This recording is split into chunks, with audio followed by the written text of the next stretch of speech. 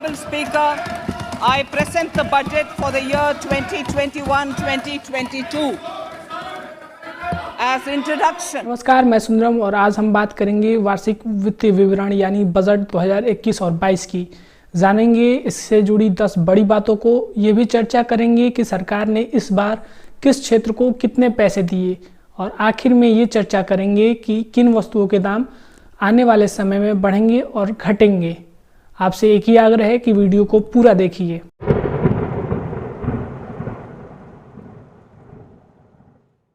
इस बजट की पहली बड़ी बात ये रही कि अब 75 प्लस एज वाले लोगों को इनकम टैक्स रिटर्न नहीं भरना होगा। यदि उनकी इनकम का स्रोत केवल पेंशन या इंटरेस्ट है तब। अगर कोई 75 प्लस एज वाला व्यक्ति अभी भी सरकारी नौकरी या किसी बिजनेस से पैसे कमाता है तो उसे इनकम टैक्स भरना होगा। Begin my direct tax proposals by offering my pranam to our senior citizens. Many of them, despite having foregone several basic necessities of their own, have strived to build our nation. Now in the 75th year of independence of our country, when we continue our endeavor with renewed vigor, we shall reduce compliance burden on our senior citizens who are 75 years of age and above. For senior citizens who only have pension and interest income, I propose exemption from filing their income tax return. इस budget की दूसरी महत्वपूर्ण बात ये रही कि इस budget में किसानों को लुभाने की खूब कोशिश की गई। सरकार द्वारा यह आश्वासन दिया गया कि एमएसपी को नहीं हटाया जाएगा।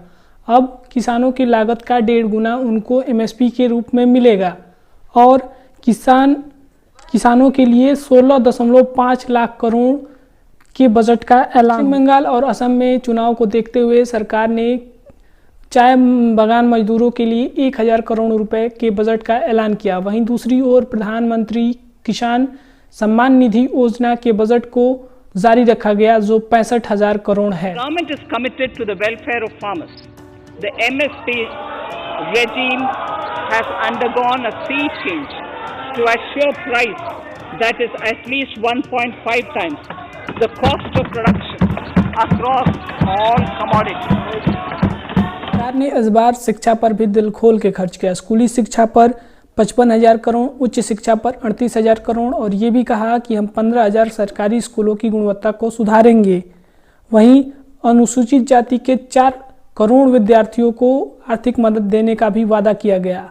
100 नए सैनिक स्कूल बनाने का भी वादा किया गया और लेह में एक नई सेंट्रल यूनिवर्सिटी भी बनाई जाएगी सरकार द्वारा। वहीं दूसरी ओर मिड डे मील के लिए मिलने वाले बजट में कटौती की गई। जो पहले 12,900 करोड़ मिलता था अब वो महज 11,500 करोड़ ही मिलेगा। सरकार ने इस बार स्वास्थ्य पर खूब जोर दिया। स्वास्थ्य बजट को 94,000 करोड़ से बढ़ा के 2,24,000 करोड़ कर दिया जो 135 गुने के बराबर है। वहीं दूसरी ओर प्रधानमंत्री आत्मनिर्भर स्वस्थ भारत योजना का भी ऐलान किया गया जिस पर आने वाले समय में 64,000 करोड़ रुपए खर्च करे जाएंगे।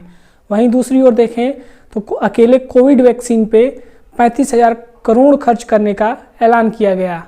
वहीं सरकार द्वारा ये भी कहा गया कि देश में 75,000 नए हेल्थ केयर सेंटर और 17 नए पब्लिक हेल्थ केयर यूनिट बनाए जाएंगे। Speaker, I have provided 35,000 crores of rupees for COVID-19 vaccines in this year 21-22. I am committed to provide further funds if required.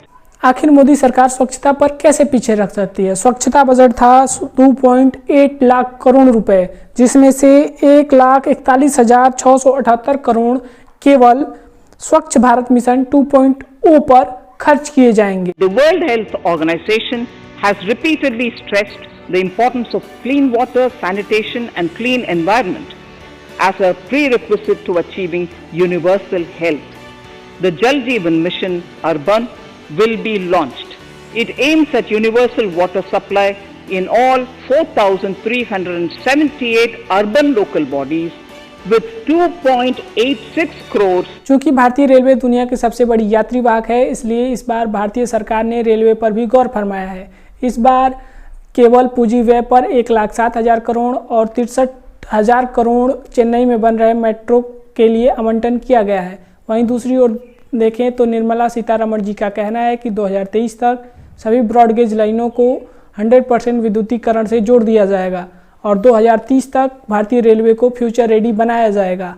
वहीं इस बार भारतीय रेलवे में स्वदेश पर जोर दिया गया और कहा गया कि भारतीय रेलवे में हादसों को देखते हुए इस बार स्वदेशी ऑटोमेटिक ट्रेन प्रोटेक्शन सिस्टम का भी प्रयोग किया जाएगा। Strengthen this effort, high density network and highly utilized network routes of Indian Railways will be provided with an indigenously developed automatic train protection system that eliminates train collision due to human error. I am providing a record sum of 1,10,055 crores for railways, of which 1,07,100 crores is for capital expenditure only. सरकार ने इस बार विनिवेश के जरिए 1.75 लाख करोड़ रुपए जुटाने का इरादा बनाया है, जो पिछली बार 2.1 लाख करोड़ था, जो पूरा नहीं हो पाया। विनिवेश को आप ऐसे समझ सकते हैं, मान लीजिए रेलवे के अंडर कोई ऐसी ज़मीन है जो फिलहाल रेलवे उपयोग नहीं कर रहा है, वो सरकार किसी प्राइवेट कंपनी या प्राइवेट व्यक्ति को बेच देगी, जिससे सरकार को पैसा मिलेगा। इसी को विनिवेश कहते हैं।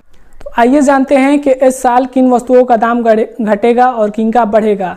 तो सोना, चांदी, लोहा, स्टील और तांबे से बनी वस्तुओं का दाम घटेगा। वहीं दूसरी ओर विदेशी प्लास्टिक, खाने का तेल, विदेशी रत्न और विदेश से इंपोर्ट होने वाली ऑटो पार्ट्स का दाम बढ़ेगा। वे मेडिकल डिवाइसेस जो विदेश से इंपोर्ट की जाती हैं उनका दाम घटेगा। वहीं दूसरी ओर इस साल मोबाइल चार्जर और मोबाइल डिवाइस जो विदेश से इंपोर्ट की जाती हैं उनका दाम बढ़ेगा।